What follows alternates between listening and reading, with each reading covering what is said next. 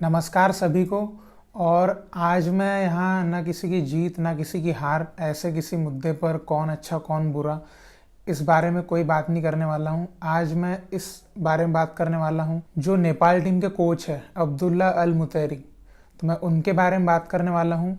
और मैं ये रिक्वेस्ट करूँगा हर साउथ एशियन मेंबर से, जो साउथ एशियन का मेंबर है वो अब्दुल्ला अल मुतैरी की रिस्पेक्ट करें, उनको इज्जत दें और उनकी प्रशंसा करें, क्योंकि जो एक रिमार्केबल जॉब उन्होंने किया है नेपाल फुटबॉल के लिए इतने कम समय में, वो कई दशकों में नेपाल के लिए कोई नहीं कर पाया है।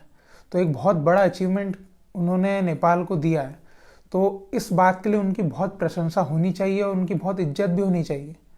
और ये हर साउथ एशियन मेंबर का कर्तव्य है कि ये उनके लिए बोले। और एक और चीज़, जो मैंने उनका इंटरव्यू देखा जो गोल नेपाल के यूट्यूब चैनल पर मैंने देखा था, वो जिसमें वो उनके साथ कुछ गलत हुआ ये बता रहे थे।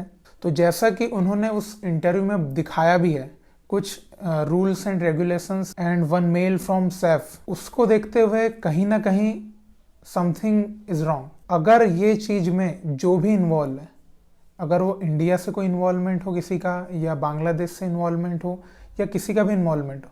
देखो अभी तुरंत में सैफ है बांग्लादेश के अंडर में, बांग्लादेश के जो मेंबर है वो उसके प्रेसिडेंट है सैफ के, तो इसका पूरा भार जो है वो बांग्लादेश पर जाता है कि अगर उसमें कुछ गलत हुआ है तो वो उनकी तरफ से गलत हुआ है। लेकिन अगर इसमें कोई इंडियन शामिल होता है, कोई इंडियन ऑफिशियल्स इसमें शामिल है कि उन कोच के अगेंस्ट उन्होंने कुछ करवाया है, तो जरूर उनके ऊपर भी कोई कानूनी कार्रवाई होना चाहिए फीफा के अंडर, एएफसी के अंडर। और अगर यहाँ पर सचमुच कोच अब्दुल्ला सही है तो जरूर फीफा को भी इसमें हस्तक्षेप करना चाहिए और बकायदा उनको सस्पेंड करना चाहिए जो भी इसमें इन्वॉल्व है। क्योंकि किसी भी स्पर्धा में, किसी भी स्पोर्ट्स की स्पर्धा में इस तरह की पॉलिटिक्स बहुत ही गलत है।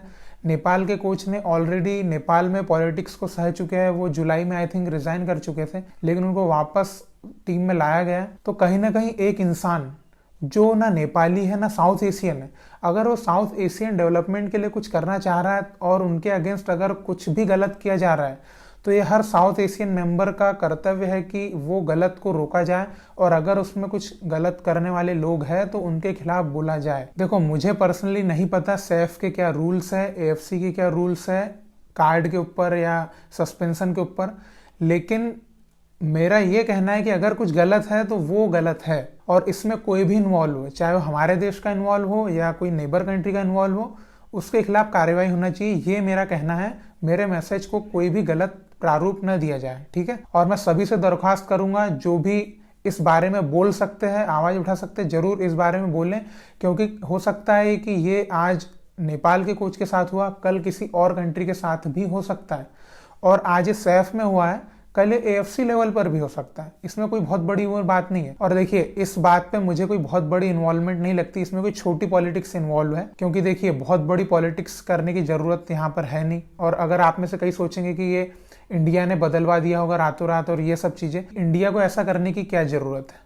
क्योंकि देखिए हमारे भी कोच बाहर थे, अगर हम कुछ रूल चेंज करवाते तो कुछ ऐसा करवाते कि हमारे कोच आ जाते ग्राउंड में, ऐसा कुछ करवाते ना। और हमको कोई फर्क पड़ा कि नेपाली कोच ऑन ग्राउंड रहे या ऑफ द फील्ड रहे, हमको कोई उससे लेना देना नहीं है। लेकिन फिर भी as an Indian I will say कि इसमें कोई इंडियन इन्वॉल्वमेंट हो उसके खिलाफ भी कार्रवाई होनी चाहिए, और कोई भी इन्वॉल्व हो, क्योंकि कानून सबके खिलाफ एक होता है। और मेरी तरफ से अल मुतैरी जी को बहुत बहुत रिस्पेक्ट और बहुत प्रशंसा के हकदार है वो, जो उन्होंने नेपाल फुटबॉल के लिए किया है।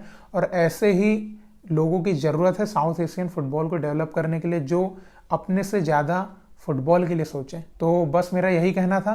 मेरे मैसेज को कोई भी गलत ना समझा जाए और कमेंट में नेगेटिविटी ना फैलाई जाए, ये मेरी रिक्वेस्ट है। मैं बस एक सही पक्ष के लिए बोल रहा हूँ, अगर वो पक्ष सही है तो बस मेरा इतना कहना है। तो धन्यवाद आपके प्यार के लिए, वीडियो देखने के लिए बहुत बहुत शुक्रिया। जय हिंद, जय भारत।